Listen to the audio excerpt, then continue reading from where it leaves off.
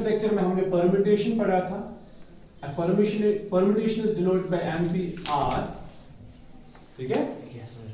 और उससे पहले हमने फंडामेंटल प्रिंसिपल ऑफ काउंटिंग पढ़ा था, वही से पहले शुरू करेंगे और अपने टॉपिक पे आ जाएंगे। सबसे पहले हमने पढ़ा था fundamental principle of counting. Listen to me, अगर आपके पास से for example you have ABCDE 4 letters, distinct letters available, ये ध्यान रखना ये डिस्टिंक्ट है, इनमें से कोई सेम नहीं है। Like you have this ROOT root, इसमें तो 2 सेम है, ये सारे डिस्टिंक्ट नहीं है, ये हमें पढ़ना है, इसका कंसेप्ट आपको भी नहीं है, ये हमने पढ़ा हुआ है फंडामेंटल प्रिंसिपल ऑफ काउंटिंग से। ABCDE, अगर आपके पास 5 स्पेसेस अवेलेबल है और रिपीट आप लेटर्स को नहीं कर सकते, then it's 5 into 4 into 3 into 2 into 1 पढ़ा हुआ है। अगर 4 स्पेसेस अवेलेबल है, then it is 5 into 4 into 3 into 2. If you have only 3 spaces, then it's 5 into 4 into 3.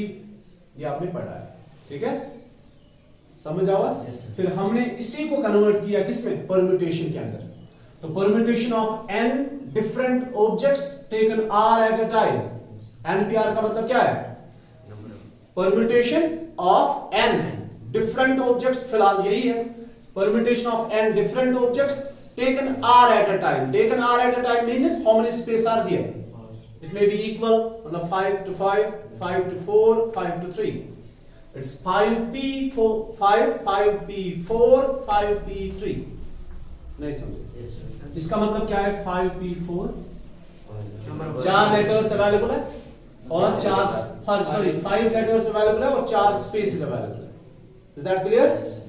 अभी है NPR हमने डिराइव किया हुआ है थोड़ा सा, that is n into n-1 into n-2, कहां तक, 1 तक नहीं जाना, 1 तो फैक्टोरियल है, n-r+1, ये हमने पढ़ा है प्रीवियस लेक्चर में। फिर इसको हमने वहीं पे छोड़ दिया था, उसके बाद हमने फैक्टोरियल सीखा था, ठीक है। फैक्टोरियल होता है, if you have n factorial it is n into n-1 so on up to 3 into 2 into 1, मतलब n से लेकर 1 तक। अगर 7 से लेकर 1 तक मल्टीपल करोगे तो 7 फैक्टोरियल बन जाएगा, अगर 9 से लेकर 1 तक मल्टीपल करोगे तो 9 फैक्टोरियल बन जाएगा, अगर n से लेकर 1 तक मल्टीपल करोगे तो n फैक्टोरियल बन जाएगा, okay.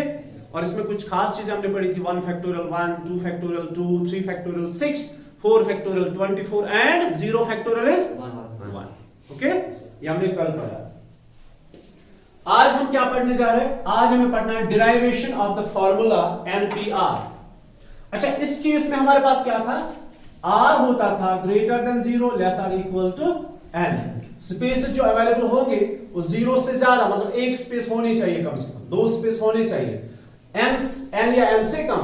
If it is 6p, मतलब if you have 6 objects but different objects, remember this thing, different 6 objects, कम से कम 6 या 6 से कम स्पेस होने चाहिए, 6 से ज्यादा नहीं होना चाहिए। 0 से लेकर 6 तक, 0 इंक्लूड नहीं हो रहा अभी। अगर 6 डिफरेंट ऑब्जेक्ट्स अवेलेबल है तो कम से कम एक स्पेस, 2 3 4 5 6 7 भी नहीं होना चाहिए, ना ये 7 को एक्सीड करेगा, ना 1 से कम, ना 1 से कम होगा। तो NPR हमने पढ़ा है n into n-1 into n-2 so on up to n-r+1 where r is greater than 0 less or equal to n, ये इसकी कंडीशन है। आज हम डिराइव करेंगे NPR, ये होता है बराबर n factorial divided bye n-r factorial. हमने ये पढ़ा है, अब हम इसका एक फॉर्मूला बनाएंगे, वो ये है, ठीक है। और साथ साथ इसमें क्या है, r अब सिर्फ ग्रेटर देन 0 नहीं रहेगा, r में भी 0 भी हो सकता है। तो हम इस चीज को नए से डिजाइन करेंगे और डिराइव करेंगे, नहीं समझे? आपको ये याद रखने की जरूरत नहीं है कि पहले लास्ट टर्म निकालो वो क्या होगी। अब आपके पास सीधे एक फार्मूला, आप कोई भी परम्यूटेशन निकाल सकते हो, किनकी, n different objects taken r at a time, repetition is not allowed. तो ये किसके लिए है, जरा बताओ फिर से। ये n डिस्टिंक्ट ऑब्जेक्ट्स है, पहली बात। ये कुछ पॉइंट्स हैं जो आपको याद रखने हैं। n distinct objects, पहला taken r at a time, repetition is not allowed, ठीक है, आप किसी भी ऑब्जेक्ट को रिपीट नहीं कर सकते, तब जाके जो फार्मूला है that is n factorial divided by n minus r factorial. अभी इसको करेंगे derive from this using this.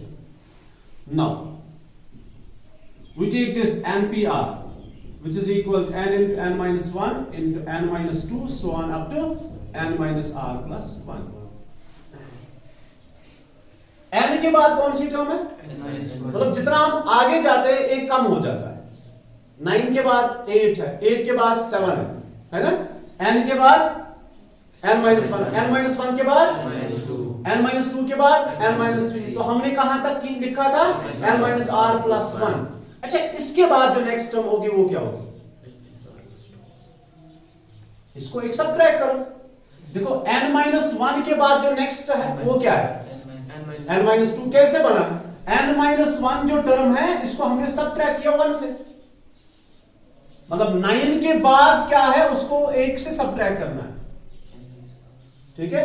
इसके बाद क्या है उसको एक और सबट्रैक्ट करना है, तभी जाके बनता है 9 into 9 minus 1 into 9 minus 2। Is that clear. तो नेक्स्ट टर्म निकालने के लिए आपको क्या करना होता है, एक सबट्रैक्ट करना है। जरा बोलो इसके बाद जो टर्म होगी वो क्या होगी n minus r plus 1 minus 1, ये n minus r है, समझ आया। इसके बाद जो नेक्स्ट होगा दैट्स n minus r। तो हम इसमें क्या करेंगे, देखो मल्टीप्लाई करेंगे n माइनस मल्टीप्लाई न्यूमरेटर, अब इसमें डिनोमिनेटर क्या है 1 है ना, या ऐसा लिख सकते हैं मल्टीप्लाई एंड डिवाइड, मल्टीप्लाई भी करो और डिवाइड भी करो, किससे, बाय n माइनस r। अच्छा, इसके बाद क्या होगा n माइनस r माइनस 1, उसके बाद n minus r minus 2 so on up to 3 into 2 into 1। इससे आप मल्टीपल करो और डिवाइड भी करो, है ना। एक सेम चीज से जब आप मल्टीपल और डिवाइड करते हो उसमें कोई फर्क नहीं पड़ता। Like you have x by y, अगर आप 2 से मल्टीपल और डिवाइड भी करोगे कोई फर्क नहीं पड़ेगा। तो इसमें आप इससे मल्टीपल और डिवाइड करो, तो we get npr is equal to n into n minus 1 into n minus 2 so on up to n minus r plus 1 already था। इसके बाद नेक्स्ट आएगा n minus r minus 1 so on up to 3 into 2 into 1। अब ये लिखना जरूरी नहीं है, हमें पता है नेक्स्ट टर्म क्या, divided by n minus r minus 1 so on up to 3 into 2 into 1। देखो इसमें से सारे कंसेक्यूटिव बन जाते हैं। देखो अगर मैं लिखूंगा ना 9 के बाद 8, 8 के बाद 6, तो वो कंसेक्यूटिव नहीं है। 9 के बाद 8, 8 के बाद 7 आएगा तब जाके कंसेक्यूटिव है। अगर हम 9 से लेकर 1 तक सारे कंसेक्यूटिव टर्म्स को डिक्रीजिंग ऑर्डर में मल्टीपल करेंगे तो वो क्या बन जाएगा, 9 का फैक्टोरियल। नहीं समझे, 9 से लेकर 1 तक डिक्रीजिंग ऑर्डर में सारे कंसेक्यूटिव नेचुरल नंबर्स को मल्टीप्लाई करने से क्या बन जाएगा, 9 फैक्टोरियल। जरा यहां पे देखो हम किन को मल्टीपल कर रहे हैं, n से लेकर 1 तक। क्या बीच में कोई स्किप हुआ है, नहीं, क्योंकि हमने इसके बाद भी नेक्स्ट लिखा। तो n से लेकर 1 तक डिक्रीजिंग ऑर्डर में सारे नेचुरल नंबर्स को मल्टीप्लाई करने से क्या बन जाता है, फैक्टोरियल। किसका फैक्टोरियल बन जाएगा, n का फैक्टोरियल। नहीं समझे, समझ आया। अगर ये 9 है तो 9 minus 1 है ना, इसके बाद 8, उसके बाद है ना 9 minus 2 7, तो लास्ट पे है ना 3b 2b 1b। तो हम n से लेकर 1 तक मल्टीपल कर रहे हैं तो ये तो बन जाएगा n factorial. Is that clear. अच्छा, यहां भी है 1 2 3 4 5 6 7, कहां तक, n minus r कोई नंबर है, होगा ना कोई number. Like we have npr 100p80 suppose, तो 100p80, 100 minus 80 is 20, तो ये कोई नंबर ही है ना। ये तो n तो r वैल्यू पता है ना, पुस्ती number. Like you have 100p80, it's 100 minus 80 that's 20। तो इस नंबर से लेकर 1 तक मल्टीपल करने से क्या बन जाएगा, इसका फैक्टोरियल। जो पहला नंबर होगा फिर 1 तक मल्टीपल करना है डिक्रीजिंग ऑर्डर में और सारे कंसेक्यूटिव टर्म्स, तब जाके ये इसका फैक्टोरियल बन जाता है। सिमिलरली यहां भी ऐसा ही है, इस नंबर से लेकर डिक्रीजिंग ऑर्डर में हम 1 तक मल्टीपल कर रहे हैं, दैट मींस ये इसका फैक्टोरियल बन जाएगा। शायद आपको समझ आया, नहीं बोल रहे हो, आवाज समझ के ना? तो क्या बन गया, NPR is equal to n factorial divide by n minus r। लेकिन ये जो हमने पढ़ा था इसमें कंडीशन थी r is greater than 0 less और इक्वल टू n, मतलब ये जो नया फॉर्मूला बन गया n factorial divide by n minus r factorial, इसके लिए कंडीशन है r इज ग्रेटर और इक्वल 0 लेस और equal r is greater than 0 less और इक्वल टू n। ये तो इसी से डिराइव हुआ ना, इतना आपको समझ आया? फिलहाल ये फॉर्मूला बन गया, इसमें अब हम कुछ पर्टिकुलर रिजल्ट्स निकालेंगे। फॉर्मूला डिराइवेशन समझ आया? रिपीट करूं? आगे चलो। अच्छा यहां देखो, अब कुछ इंपॉर्टेंट रिजल्ट्स। NPN, NPN का मतलब when R is equal to N, जब R और N इक्वल होंगे, मतलब जितने ऑब्जेक्ट्स अवेलेबल है उतनी ही स्पेस अवेलेबल है, ठीक है? Like we have 5 objects and spaces 5, so what's the result? 5 4 3 2 1। अच्छा ये 5 से लेकर 1 तक मल्टीपल करना मतलब क्या होता है? 5 फैक्टोरियल, है ना? अगर जितने ऑब्जेक्ट्स अवेलेबल है उतनी ही स्पेस अवेलेबल है, तो ये उस नंबर का फैक्टोरियल बन जाता है बेसिकली। अगर 4 ही स्पेस अवेलेबल होती तो क्या ये फैक्टोरियल बन जाएगा? 1 तो है नहीं ना, 1 तक होना चाहिए। तो if you have 5 objects 5 spaces, then basically by fundamental principle of counting this is 5 factorial, 5 से लेकर 1 तक मल्टीपल करना। अब आपको ये बॉक्स बनाने की जरूरत नहीं पड़ेगी, 5 into 4 into 3 into 2 into 1। if you have 5 objects 5 spaces then number of permutation are 5 factorial, simple, ठीक है? फिर आपको ये भी जरूरत नहीं पड़ेगी, ये फार्मूला तो यही से आया है ना, ये कोई नई चीज नहीं है, ये यही है जो आपने फंडामेंटल प्रिंसिपल ऑफ काउंटिंग में सीखा है। बट ये फंडामेंटल प्रिंसिपल ऑफ काउंटिंग इसी की वजह से हमने इसको पढ़ा। You got my point? तो NPN मींस जब जितने ऑब्जेक्ट्स अवेलेबल है उतने ही स्पेसेस अवेलेबल है। ये R की जगह किसने ली? N, मतलब ये इक्वल है नंबर। तो इसमें सब्स्टिट्यूट करो जरा, it is n factorial divided by n minus, अब ये R नहीं है, क्या है?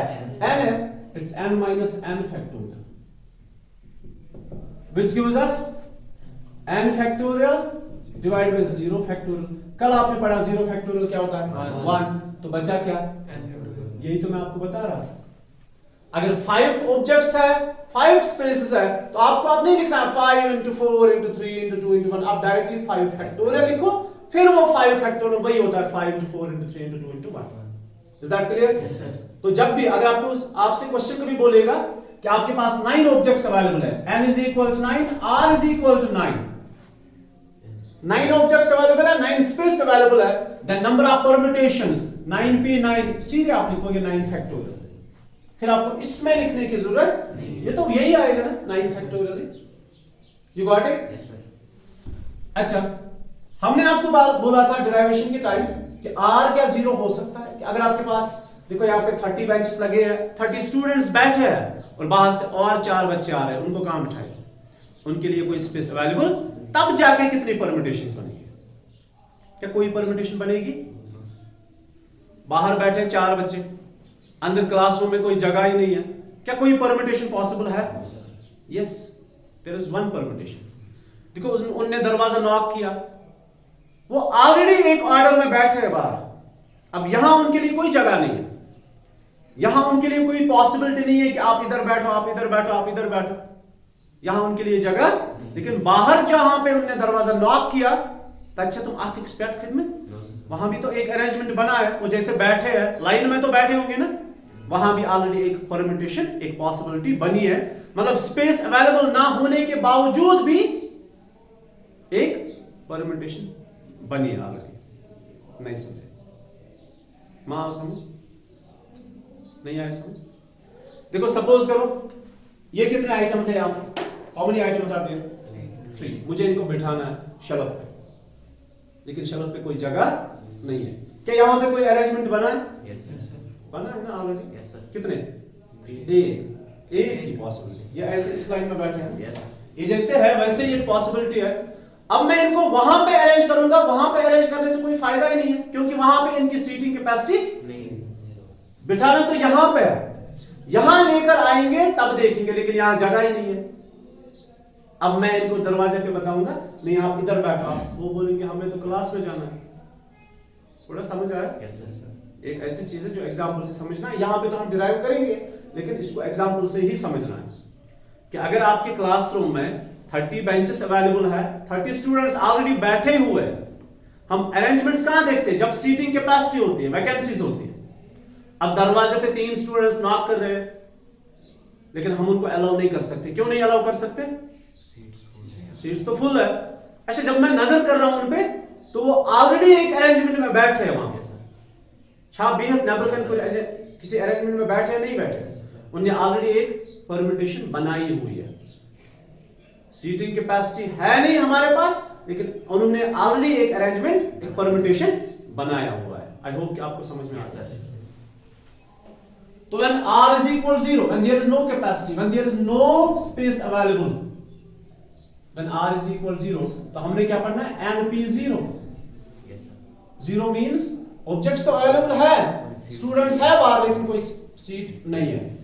NP 0 is equal, यहां पे सब्स्टिट्यूट करो, it is n factorial divided by n minus 0. n minus 0 factorial, it is n factorial divided by n factorial. जब दोनों चीजें सेम होती है तो आंसर बन आ जाएगा। जब कभी भी r 0 होगा, आप डायरेक्टली आंसर 1 लिखोगे। जब कभी भी n और r बराबर होंगे, n और r बराबर होंगे, तो ये फार्मूला इस्तेमाल करने की कोई जरूरत नहीं है। देन आप लिखोगे n फैक्टोरियल। नाउ ये जो था ना r greater than 0 less or equal to n, अब ये खत्म हो गया। अब इसके बाद आप क्या याद रखोगे?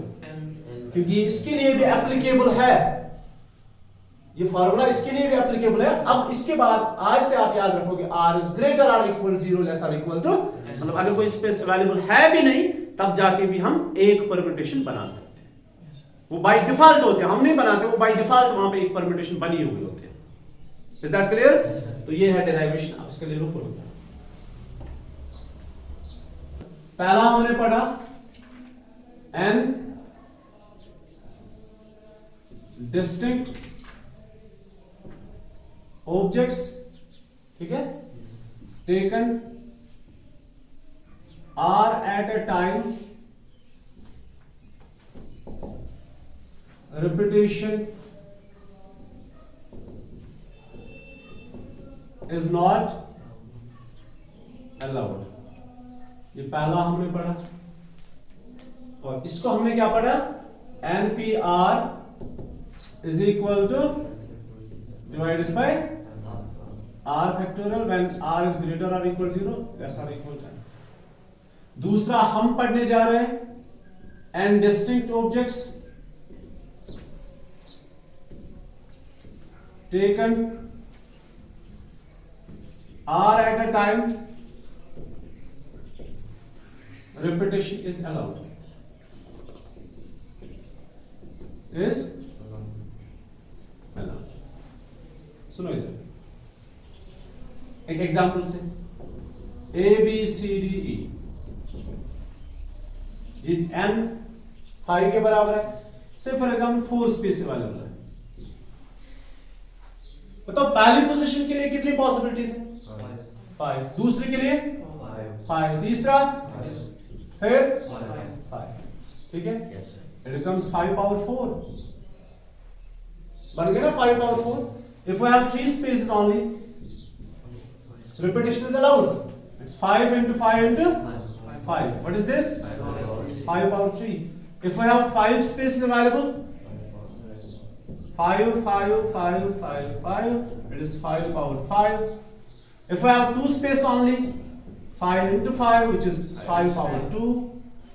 If we have one space only, that is 5 only, That's 5 power 1. Therefore, if repetition is allowed, ये n है 5, ये स्पेसेस है ये सारी. अब इनमें कंपैरिजन करेंगे, एक जनरल फॉर्मूला बनाएंगे. When we have n distinct objects taken r at a time, repetition is allowed, then number of permutations npr is equal to n power r. अब देखो 5 5 5 5, ये 5 है क्या? ये तो n है, ये r वैरी हो रहा है. Yes sir. जब 4 स्पेस है तो 4 पावर 4, 3 पे पावर 3, 5 पे पावर 5, 2 पे पावर 5 पावर 2 और 1 पे पावर 1.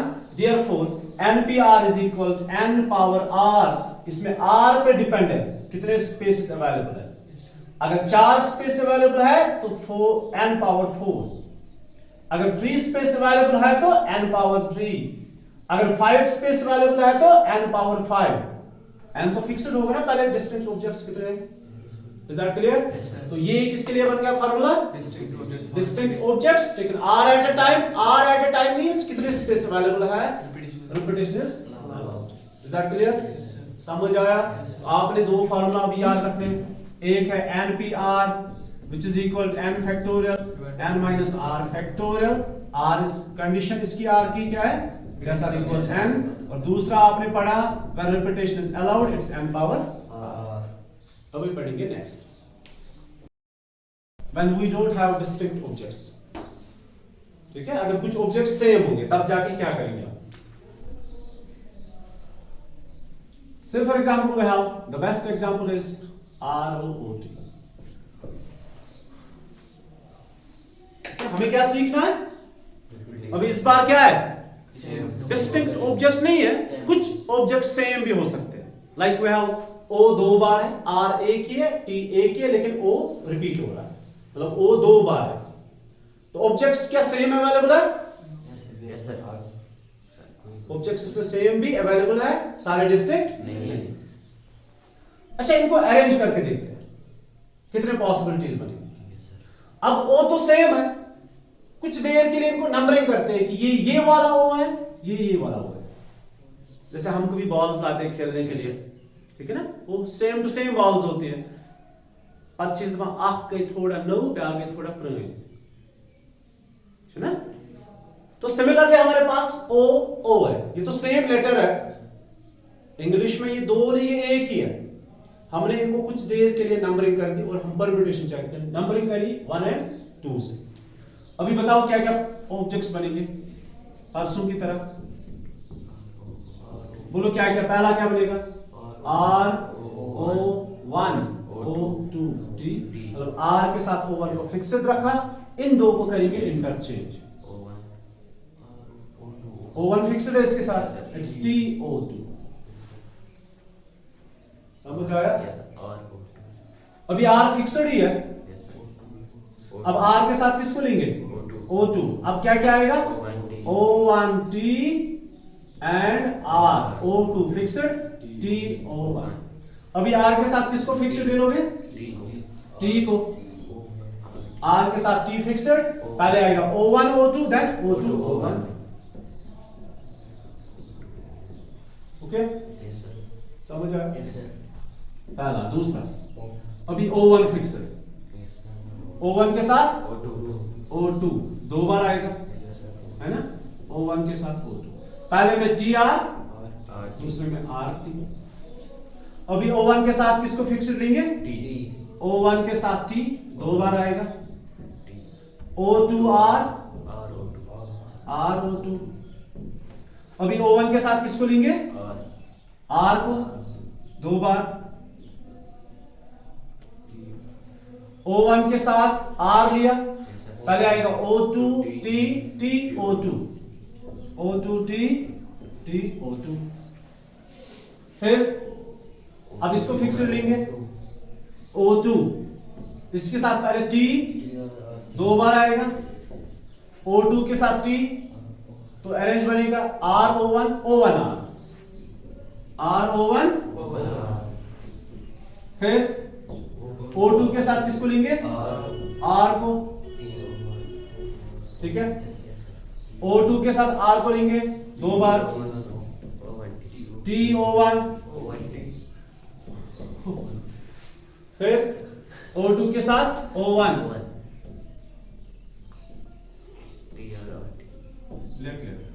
O2 के साथ O1, TR, RT।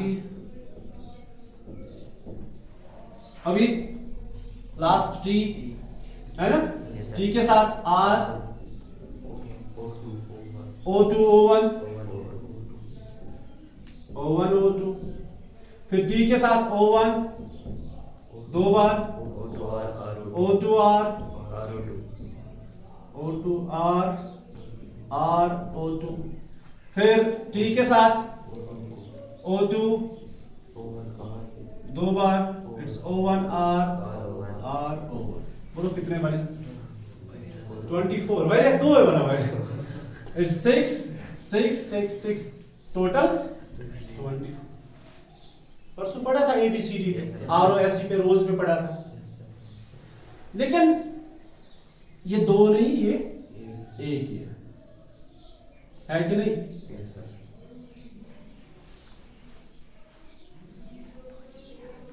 कौन मानेगा? इंग्लिश में तो है नहीं, है ना? हमारे पास अपने तो लेटर्स मैथ्स में है नहीं, हम तो वही से ला रहे हैं, तो मानना तो उन्हीं का है। ऑब्जेक्ट्स कितने अवेलेबल है? 4। सेम कितने? 2। एक ही काइंड ऐसा है जो सेम ऑब्जेक्ट से लेट्स गो। तो कितने परम्यूटेशंस बनेंगे वो हम चेक कर रहे हैं। अब बोलो मुझे कितने हैं? क्या ऐसा कोई है ये कि ये 2 परम्यूटेशन है? ये कितने हैं? एक ही है। कितने हैं ऐसे? और कोई है? रूट है कहीं पे और? नहीं, रूट है कोई और? तो ये एक है, काउंट करो, ये एक हो गए। अभी ऐसा कोई है? कितने हो गए? 2 आ गए, ठीक है। ये एक है तो 2, लेकिन ये बेसिकली एक ही है। कितने आ गए? तो इसमें से सिर्फ 3 आ गए। 6 नहीं है, 3 है। अच्छा, ऐसा कोई है यहाँ? ओ सॉरी, अब इसी को ढूंढते हैं। OORT, OORT कितने हो गए? 1। फिर ये कितने हो गए? 2। कितने हो गए? 3। कितने हो गए? 4। ये 5, ये 6। तो 12 में से सिर्फ 6 आ गए, ठीक है। अभी इसमें 1 2 2 हो रहा है, 3।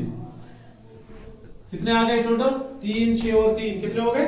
12। क्या 24 थे? कितने हैं? 12 है। तो 24 को क्या डिवाइड करेंगे जो ये 12 बन जाए?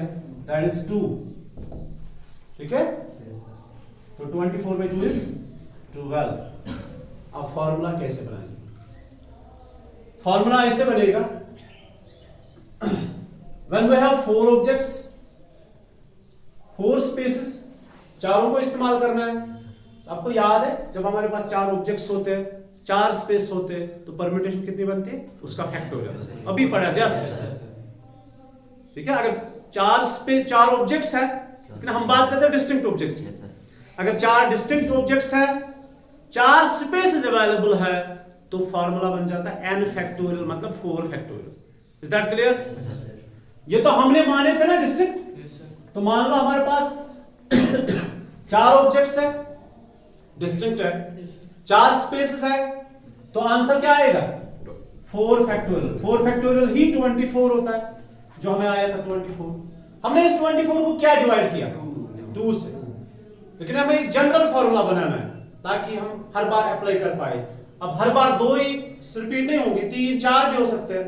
तो इसके लिए हमारे पास एक ऑप्शन है, हम क्या करते हैं, जो जितने रिपीट हो रहे हैं ना सेम है, उसके फैक्टोरियल से डिवाइड करेंगे, 2 फैक्टोरियल से। बना के हम इतने सारे एग्जांपल इसलिए तो देते हम ताकि आप हम एक जनरल डेरिवेशन, मतलब जनरल फॉर्मूला पे पहुंचे। 4 डिस्टिंक्ट है, 4 स्पेस अवेलेबल है, तो आंसर क्या आएगा 4 फैक्टोरियल। अब मुझे समझ आ रहा है ये 4 नहीं है तो बेसिकली 2 रिपीट हो रहे हैं, जो 2 रिपीट हो रहे हैं उसके फैक्टोरियल से डिवाइड करो तो 2 factorial it's 24 divide by 2। Basically ये 12 परम्यूटेशंस, वो तो आपने देखा यहां से कितना बोर्ड भर के है, Yes, sir. है कि नहीं। Yes, sir. अब बोलो मुझे क्या किस रिजल्ट पे आया कि अगर हमारे पास n डिस्टिंक्ट ऑब्जेक्ट्स नहीं है, Same. कुछ उनमें से सेम भी है, देन नंबर ऑफ परम्यूटेशंस होती है n फैक्टोरियल डिवाइड बाय उसका फैक्टोरियल जो रिपीट हो रहा है, Yes, sir. और हम लिखेंगे उसको ऐसे, देन नंबर ऑफ परम्यूटेशंस जो है it is n factorial divided bye p factorial. मतलब ये p क्या है, Same object. ये उस नंबर का फैक्टोरियल है, ये उस ऑब्जेक्ट के फैक्टोरियल जो रिपीट हो रहा है। You got my point? Yes, sir.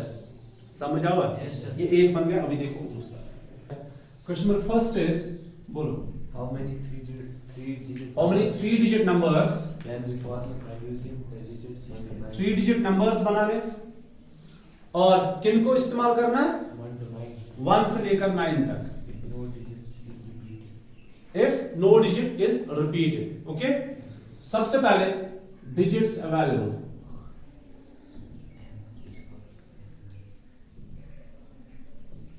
क्या क्या डिजिट अवेलेबल है, 1, 2, 3, 4, 5, 6. जीरो की, हाँ इट्स 1 2 3 4 5 6 7 8 और 9। Therefore n किसके बराबर है फिर, 9 के बराबर। कितने डिजिट बनाने, 3 digit. 3 digit numbers has to be formed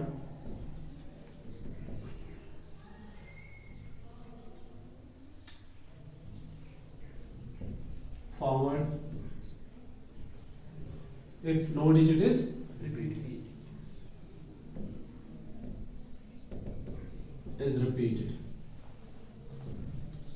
Therefore r कितना है, 3।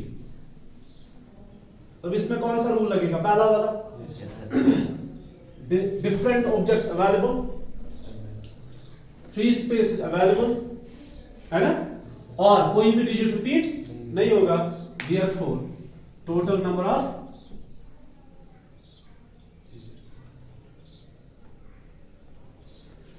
number of 3 digit numbers, it is 9p3।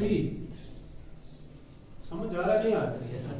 9p3 is 9 factorial, 9 minus 3 factorial, 9 factorial divided by 6 factorial, it is 9 into 7 into, sorry, 9 into 8 into 7 into 6 factorial divided by 6। इसको यहीं पे रोक दिया, Yes, sir. ये cancel, Yes, sir. It's 9 into 8 into 7। बोलो कितना है, 72. 6 4 6 4 6 4 4. दिया ये 9 8s are 72, 72 into 7, 7 2s are 14, 7 7s are 49 plus 1 are 50। So this is the answer। Okay, पहले सेकंड पढ़ते हैं उसके बाद आपकी अभी बोलो सेकंड, क्वेश्चन नंबर सेकंड, बोलो digits available,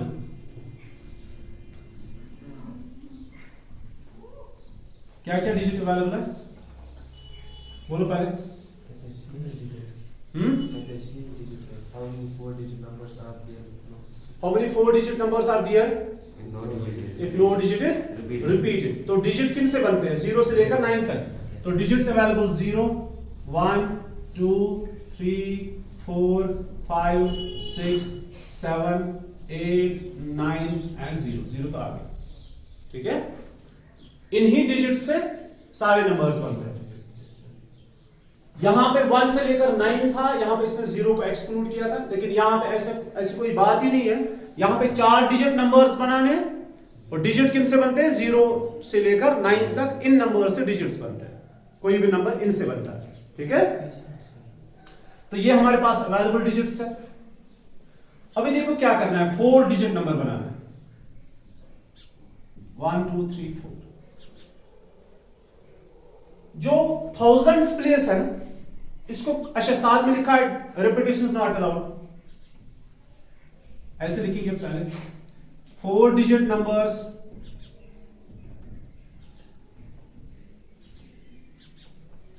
has to be formed if no digit is repeated.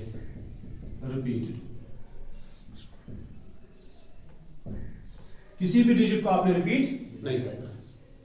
अब बोलो 1000 प्लेस है ना, Yes, sir. इसमें कौन कौन सा डिजिट आएगा? 1 से लेकर 9 तक, इसमें 0 नहीं आएगा। Yes, sir. ठीक, अगर आपने लिखा 0 3 8 9, क्या ये 4 डिजिट नंबर है? No, sir. ये 3 डिजिट नंबर है, ठीक है? Yes, sir. 0 इसमें कंसिडर नहीं होता। तो this 1000 place can be filled in 9 ways. Yes, sir. अच्छा अब बोलो ये 9 ways. अब इन 9 में से एक इस्तेमाल हो गया, बचे 8, लेकिन 100 प्लेस पे 0 भी इंक्लूड होगा, तो अब कितने पॉसिबिलिटीज है? 9। अब ये हो गए यहां तक 2, अब इसके लिए कितने बचे? 8 देन 7। ओके, इसको लिखना ऐसे ही है, इसको ऐसे लिखेंगे 1000 place can B filled in 9 ways। क्यों? 0 exclude होगा। अच्छा 1000 हो गया। अब कभी कभार कुछ चीज ऐसे जहां पे आप सीधे फंडामेंटल प्रिंसिपल ऑफ काउंटिंग की डायरेक्ट इस्तेमाल करोगे। 100 place can be filled in how many ways? 9 ways. Digits तो 10 है, एक हमने इस्तेमाल किया, 1 डिजिट ऑलरेडी हमने लिया है, ठीक है? फिर 10th place can be filled in how many ways? 8 ways. 8 ways। Then 1st place 7 ways. Can be filled in how many ways? 7 ways. 7 ways। Therefore 4 digit numbers formed from the digits, these, ठीक है, are 9 into 9 into 8 into 7। अब बताओ कितना आएगा, जरा इसको calculate करो।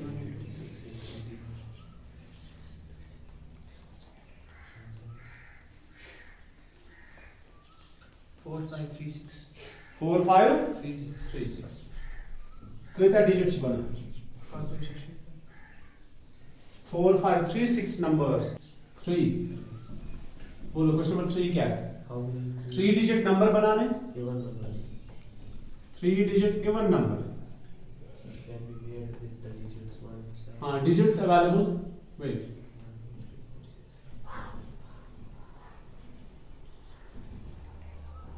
क्या क्या डिजिट अवेलेबल है? 1 2 3 4 6 7. 1 2 3 4 6.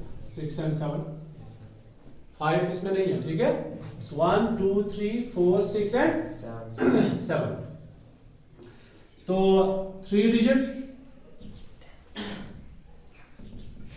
Even numbers to be formed if repetition shall out, if no digit is repeated। अभी देखो, इसको भी फंडामेंटल प्रिंसिपल ऑफ काउंटिंग उसी रूल से करें। यहाँ पे 1's place पे है. हाँ हाँ, यहाँ सॉरी इसको सही बताया। अब देखो, इनमें से अगर 6 इस्तेमाल हुआ है तो 2 और 4 तो इस्तेमाल हो जाएंगे, Yes, sir. ठीक है ना? जिस बार 6 इस्तेमाल होगा उस बार 6 यहाँ पे इस्तेमाल नहीं होगा।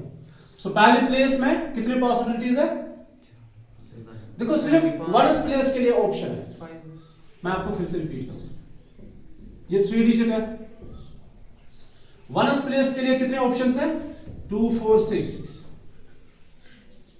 अब जिस बार 6 आएगा उस बार यहां पे 2 और 4 को आप इस्तेमाल कर सकते हो, राइट? ठीक है, 6 इस्तेमाल किया तो कौन कौन बचा 1 2 3 4 7। जिस बार यहां पे 4 इस्तेमाल होगा उस बार यहां पे 1 2 3 6 7, और जिस बार यहां पे 2 इस्तेमाल होगा उस बार 1 3 4 6 7 यहां पे इस्तेमाल होगी। Yes, sir. तो this place can be filled in how many veg? 5 Five. Five. 5 आगे से Two. 5 4 20, yes, एक इस्तेमाल हुआ है। Yes. So this place can be filled in how many ways? Five. 5 ways, and this place can be filled in how many ways? 4 ways. अब ऐसे लिखिए। So digits available 1 2 3 4 6 7, 3 digit even numbers to be formed if no digit is repeated। अब ऐसे लिखेंगे hundreds, पहले ones place का ही लिखेंगे। ones place can be filled in how many ways? 3 ways only. Ones place can be filled in how many ways? 3 ways. 3 ways. क्यों? Even number. Using the digits. कौन कौन? 2 4 6. Then it's hundreds please. Tennis बाद में लिखेंगे। Hundreds place can be filled in how many ways? 5 ways. एक इस्तेमाल हुआ है ones place पे। Yes, sir. पहले हमने ones place का सोचा, एक इस्तेमाल ones place पे हुआ है, अब बचे 5 in filled in 5 ways। And tennis place, Can be. अभी तक 2 डिजिट इस्तेमाल हो गए 2 जगह पे। tennis place Can be. can be filled in how many ways? 4 ways. Therefore 3 digit even numbers total are, that's 5 into 4 into 3, 60. that is 60। जरा इसका answer check Yes. यही है। अभी नेक्स्ट पढ़ो। Find the number of 4-digit numbers that can be formed using the digits 1 3 4 5 if no digit is repeated. ये करो पाने Yes. ये चीज अब आज ब्याह पार्ट सहित पर इवन नंबर कहते हैं बनते हैं ठीक. वो आपको बताया कैसे करते हैं, ठीक है। नेक्स्ट पढ़ो। From a community of 8 persons. Yes ये पढ़ो। इसका लिया इन्वर्ट करो भैया, इन्वर्ट मत करो। Question number 5। क्वेश्चन नंबर 4 आपके लिए होमवर्क है, खुद से कर लेना, बहुत आसान क्वेश्चन है। क्वेश्चन नंबर 5 इज एक कम्युनिटी आपको बनानी है। 8 persons. नंबर ऑफ तीसरा Yes, sir. Persons available,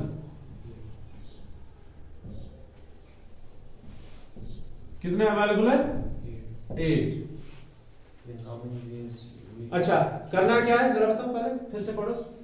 from a committee of 8 persons, hmm in how many ways we can choose a chairman and a vice chairman, as one person cannot be hold more than one position. तो आपके पास space available कितनी है? 2. Yes 2 vacancies available, 2 only, क्योंकि 2 ही choose करने हैं, chairman and Vice vice chairman. Nomination के लिए कितने बंदे? हाँ। 8 बंदे। Therefore n is equal, that is n is equal to 8, r is equal to 2। अब यहां तो कॉमन सेंस रिपीट तो होगा नहीं, जो वाइस चेयरमैन बनेगा वो चेयरमैन नहीं हो सकता, जो चेयरमैन बनेगा वो Vice वाइस चेयरमैन नहीं बनेगा, मतलब रिपीटेशन अलाउड नहीं है। देयरफॉर टोटल पॉसिबिलिटीज या total ways in which a chairman and a vice chairman are to be chosen. So then 8p2, that is 8 factorial divided by 8 minus 2 factorial, that's 8 into 7 into 6 factorial। यहीं पे रोक दिया क्योंकि नीचे denominator में 6 factorial आएगा। It is 8 sevens are 50, 6 ways are there। Yes, sir. Shown the possibility, Shimon must have was chairman and vice chairman choose। Okay, take a photograph। Find n Question number 6. 6। हाँ बोलो। Find n if n minus Find n if If n minus 1 p3 n minus 1 p3 is to is to n p4 n p4 is equal uh, 1 is to 9. 1 is to 9 is to means divide. Okay Yes. आपने किसका value निकालना है? And n का value निकालना, अभी ध्यान रखो बस। देखो np3 is to np4 is equal to 1 is to 9. n minus 1 P3 is equal to 1. Factorial, ठीक है ना? npr formula npr it's n factorial into n minus r divided by n minus r, Yes. मतलब n minus 1 Minus minus 3 factorial. समझ आया? Yes, sir. दूसरा is to n factorial into divided by n minus 4 factorial 4 factorial is equal to 1 is to 9. You know is to is divide. Yes, sir. अच्छा, अब is to की जगह क्या लिखेंगे? अभी ये वाला डिवाइड लिखेंगे। Yes, sir. यहाँ पे ऐसे लिख सकते हैं 1 डिवाइड बाय 9। यहाँ भी वैसे लिख सकते हैं, बट इसलिए अपन दिया तो सिबन में Yes, sir. बेटर है, अभी ऐसे ही रखो। So it is n factorial, sorry n minus 1 factorial, n minus 4 factorial divide को क्या करते हो? multiple into it's n minus 4 factorial Divide by n. divided by n factorial is equal to 1 divided by 9. 9. is to means divide, divide को into बनाया तो इनका होगा reciprocal. अब देखो क्या करना है, ये तो कैंसिल हो गए, Yes, sir. अभी बचा n minus 1 factorial divided by divided by n factorial is equal to 1 divided by 9. इनमें से बड़ा कौन है? n factorial। इसको आगे लेकर जाएंगे, फैक्टोरियल फ्री करेंगे, लेकिन कहां तक जाएंगे? n minus 1 तक। जैसे आपके पास था ना अभी 8 factorial divided bye 6 factorial, Yes, sir. आपने किसको ओपन किया, अनलॉक किया? 8 factorial। 8 को कहां तक? 6 6 तक गया। इनमें से बड़ा ये है, Yes, sir. इसको अनलॉक करो, कहां तक जाओगे? N minus 1. n minus 1 तक।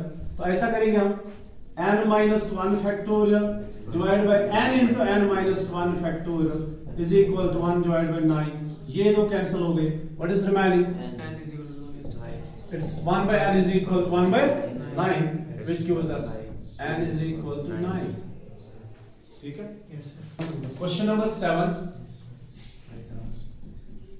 part number first. Find R R. बोलो। FPR हाँ? 5PR 5PR is is equal equal to yes हाँ 2 2 and 6PR minus 1 अच्छा twice minus 2 6PR minus 1 मतलब 6PR minus 1। यही है क्वेश्चन? Yes, sir. फिर ध्यान। NPR formula it's 5 factorial divided by 5 minus 5 5 minus r factorial is equal to 2 times 6 factorial divided by 6 minus r minus 1 factorial। यहाँ bracket का ध्यान रखना Yes, sir. क्योंकि बीच में माइनस है, फिर दो टर्म्स है। Yes, sir. So NPR is n factorial divided by n minus r factorial. So 2 times it is 6PR, it is 6 factorial divided by 6 minus this r minus 1 factorial। अभी पहले simplify करेंगे फिर आगे चलेंगे। फिलहाल इसको ऐसे ही रखो, 5 minus r इसको ऐसे ही रखो is equal to 2 times it is 6 factorial divided by 6 minus r minus plus 1। 6 minus r plus 1, 6 plus 1 कितना हुआ? 7 minus r। अभी r वाली चीजों को एक साइड से रखेंगे, कॉन्स्टेंट्स को दूसरे साइड, ये इधर लेकर आओ, ये यहां पे, ये 2 अलग, ये 6 फैक्टोरियल, ये 5 फैक्टोरियल। अभी चेक करो इनमें से कौन बड़ा है, इनमें से कौन बड़ा है। 7 minus r factorial. देखो r का वैल्यू 1 मानो आप, Yes, sir. yes sir 7 minus 1 6, 5 minus 1 4, तो ये बड़ा है। Yes, sir. इसको कहां तक लेकर जाएंगे? 5 यहाँ minus तक। अब जब आगे जाते हो फैक्टोरियल में एक एक कम करते हो, Yes, sir. पहला आएगा 7 minus r, minus है ना, Yes, sir. जो है। दूसरा आएगा 7 minus r minus 1, वही हुआ 6 minus r। तो इसको आप लिखेंगे directly 6 minus R. r, 5 minus 5 r. minus 1 then it's 5 minus r factorial Factorial. divided by 5 minus r factorial is equal to 2 times 6 into 5 factorial divided by 5 Factorial. बस ये आसान हाँ जी सर कैंसिल हमो question को छी मास हाँ जी ये कैंसिल कैंसिल ये cancel then the total is 7 minus 6 7 minus r 6 minus r हम बोलो is equal to 6 r 12 so क्या बना समझ 5 factorial को करेगा इनवर्स क्लास में you know you want you 5 factorial ये उसको एक्सप्लेन just range पाती में 2 6 r 12 okay अब इसको करेंगे simplify 7 6 42 minus 7r minus 6r plus r square is equal to 12 पहले लिखेंगे r square फिर 13r then 42 then minus 12 is equal 0 ये बन गई quadratic r minus 13r plus 30 is equal 0 इसको करेंगे factorize it is 10 plus 3r plus 30 is equal 0 you know कैसे करते हैं Yes, sir. factorization आपको आती है 10 plus 3 13 10 3s are 30 yes sir so r square minus 10r minus 3r plus 30 is equal 0 इनमें से कॉमन आपको पता ही है r है what's remaining r minus 10 r minus 10 इसमें से minus 3 common then it's r minus 10 is equal 0 एक factor है r minus 3 दूसरा है r minus 10 is equal 0 so जब आप equal to 0 करोगे ना you get r is equal to 3 and r is equal to 10 ठीक है r का वैल्यू या तो 3 होगा या 10 होगा दोनों केस में ये इसको सेटिस्फाई